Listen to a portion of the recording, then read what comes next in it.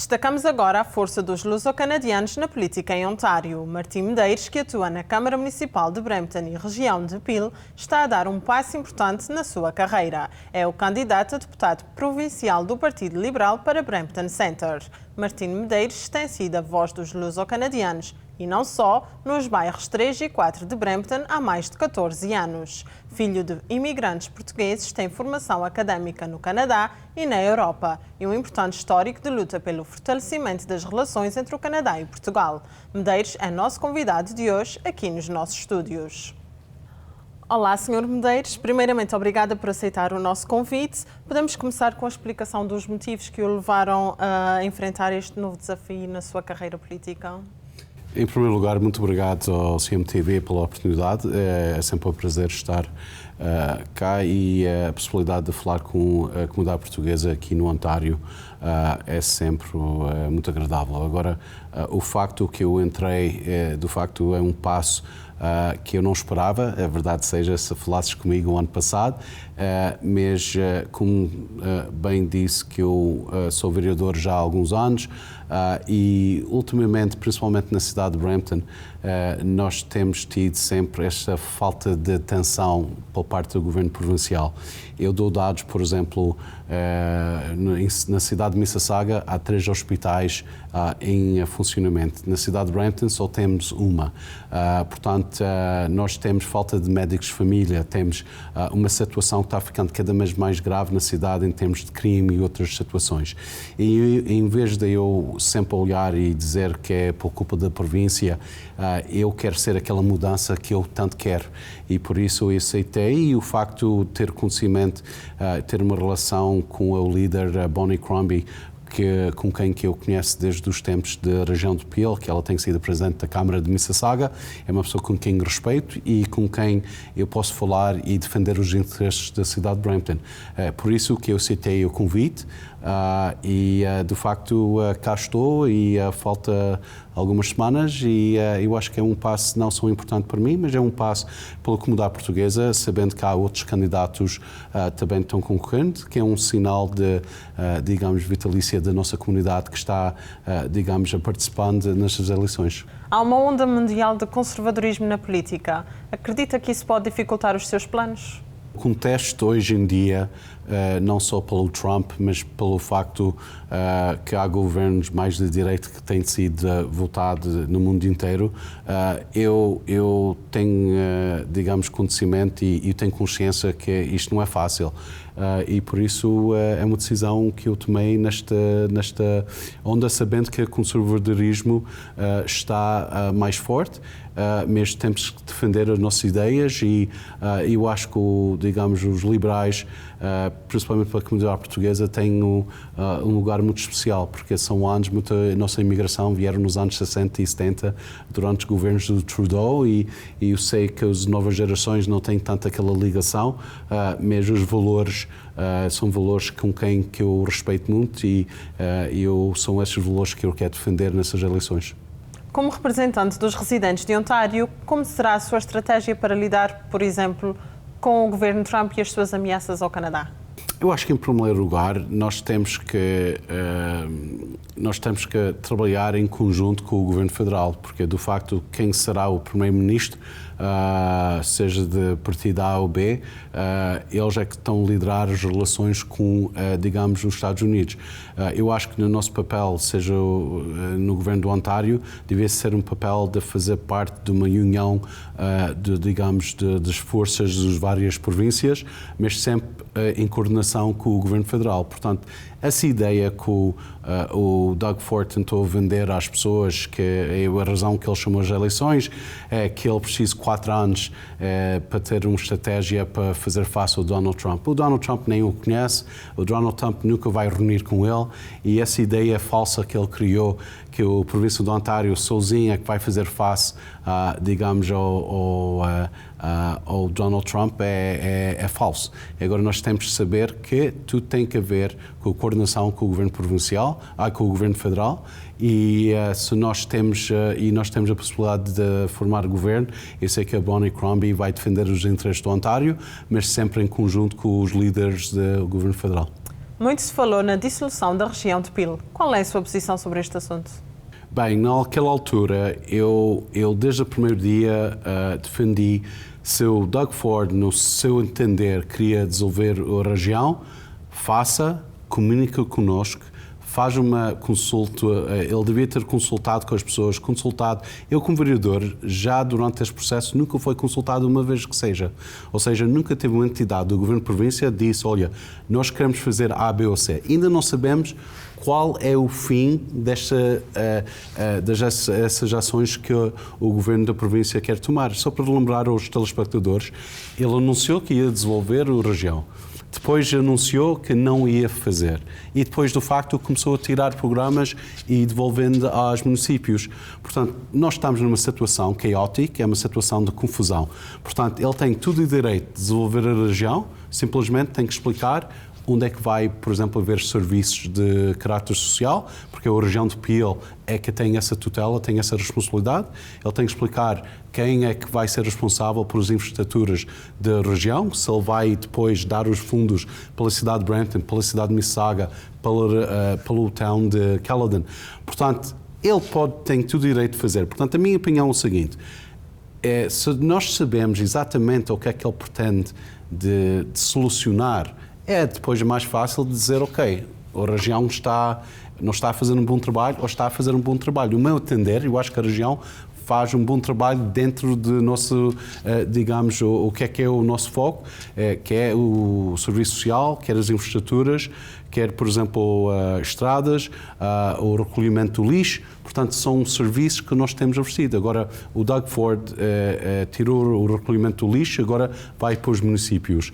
Algumas infraestruturas vai, mas o problema é que ele criou tanta confusão que nem sabemos o que é que nós vamos fazer ou não fazer. Portanto, a minha opinião é o seguinte, é que se nós, no meu entender, se nós queremos resolver e tirar a duplicação de serviços, ou seja, o município tem certos serviços, a região tem certos serviços. Eu aceito que nós podemos resolver a região sabendo que temos de dar meios aos municípios para oferecer os mesmos serviços que eles oferecem ao nível da região.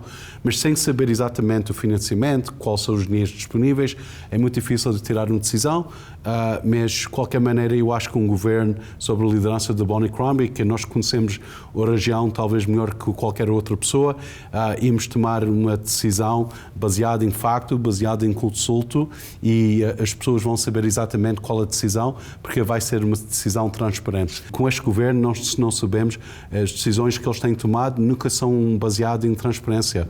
E nós olhamos, por exemplo, a situação do Greenbelt, a situação do álcool, por exemplo, nas lojas. Portanto, foram sempre contratos, digamos, feitos numa forma sem transparência e sem qualquer consulta pública.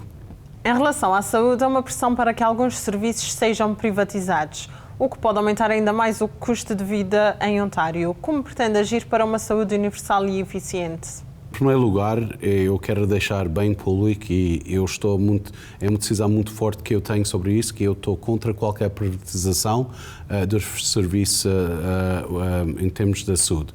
Portanto, eu acho que é um dever que nós temos com o governo de proteger o sistema público.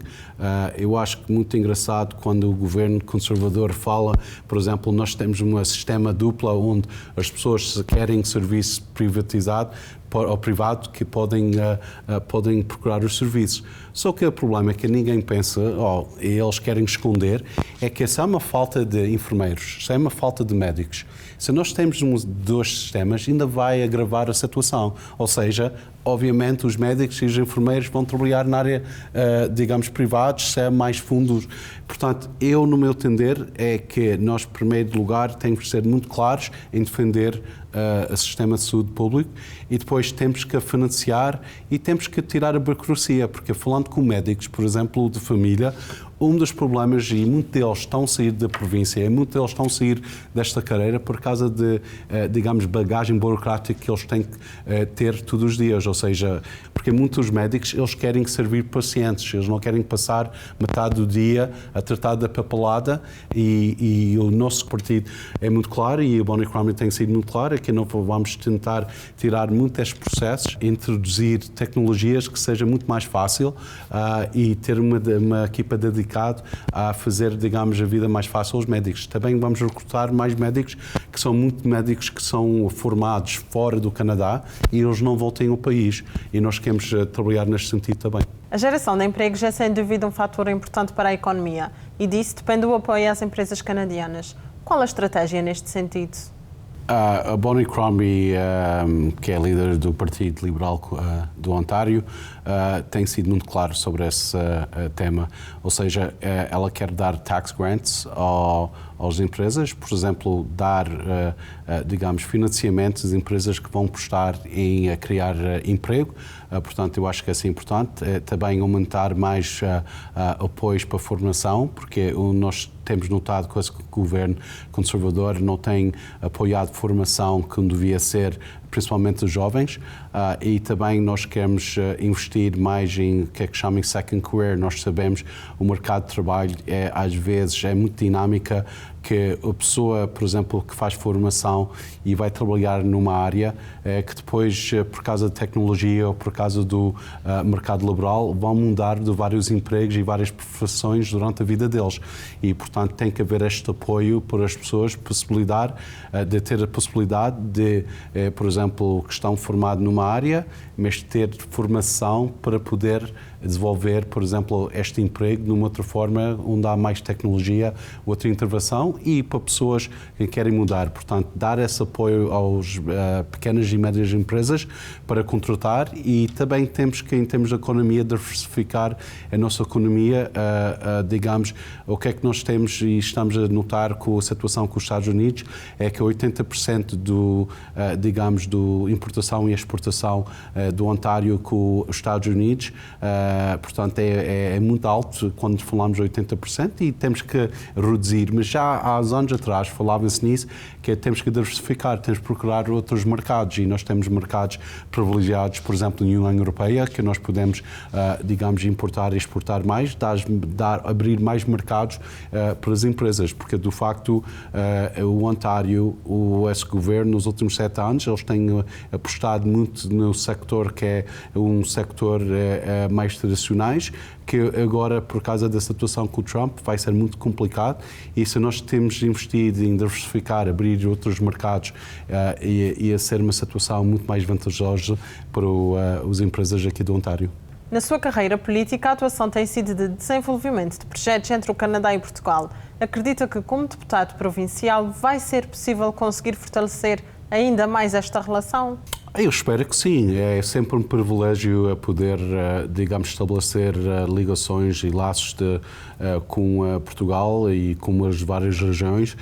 Obviamente, eu tenho não só tenho este, digamos, prestígio, ou direi, este privilégio de ser o primeiro eleito português na cidade de Brampton, de origem portuguesa na cidade de Brampton, e eu gostava de continuar este trabalho, portanto, e de facto eu digo sempre que eu estou aqui hoje com o apoio da comunidade portuguesa, e o apoio portuguesa não só em Brampton, mas até fora, que muita gente tem-me apoiado, e eu não digo que eu estou aqui só por causa deles, mas eu nunca podia estar nessa situação sem apoio deles, e uma forma de respeitar este, digamos, apoio é, de facto, criar e fazer tudo o que eu posso fazer ao nível de questões económicas e questões culturais, promover, por exemplo, Portugalidade cá, e promover, por exemplo, a cidade de Brampton, o Ontário, fora também, e com Portugal é natural, e também faz bom sentido, porque quando nós sabemos que Portugal hoje em dia está uma economia mais moderna, é uma economia mais ligada à União Europeia, portanto, traz vantagens, e temos uma relação privilegiada com Portugal neste sentido. E o que é que os luso-canadianos, em especial, podem esperar de um possível mandato como deputado provincial? Eu acho que os luso-canadianos, em primeiro lugar, é de continuar a boa tradição que têm tido com os outros candidatos e outros deputados, porque nós temos tido, a comunidade portuguesa, muita boa representação, começando com Mário Silva antes, quando ao nível federal, e depois, ultimamente, Pira Fonseca, Charles Sousa, Cristina Martins, que foram deputados, e por isso eu gostava de continuar essa tradição, de estar disponível pela comunidade, ajudar as associações e organizações onde eu puder, mas falta 2 semanas e o apelo que eu faço à comunidade portuguesa que vive em Brampton, obviamente, se podem me apoiar, é excelente. Se não, se vivem na área de Paulo Pereira, na Baixa de Toronto, ou se vive, por exemplo, na área de Elizabeth Mendes, que os portugueses votem neles, apoiem os candidatos e ajudem-nos a ter a representação da comunidade portuguesa na província do Ontário. Muito obrigada, Martim Medeiros. Obrigado. E assim chegamos ao final do Jornal da Noite Canadá. Foi um privilégio estar consigo desse lado novamente. E não se esqueça que ainda pode aceder ao canal da CMC TV no 809 da Rogers e no 995 da Shaw, gratuitamente até 6 de março. E para continuar a assistir à CMC TV em sua casa, deverá contactar a sua operadora para adicionar o canal à sua grelha por apenas $4 por mês. Recordo mais uma vez que agora a CMC TV Canadá transmite os jogos da Liga Portuguesa de Futebol. Se quiser disponibilizar os jogos no seu estabelecimento, bar, restaurante, café, clube ou associação, entre em contato connosco pelo telefone 647-444-1240. O Jornal da Noite Canadá regressa amanhã com mais notícias. E se quer acompanhar mais os nossos conteúdos, visite o nosso website correiodamanhãcanadá.com, o nosso canal no YouTube e a nossa página no X. Muito obrigada pela companhia e até amanhã.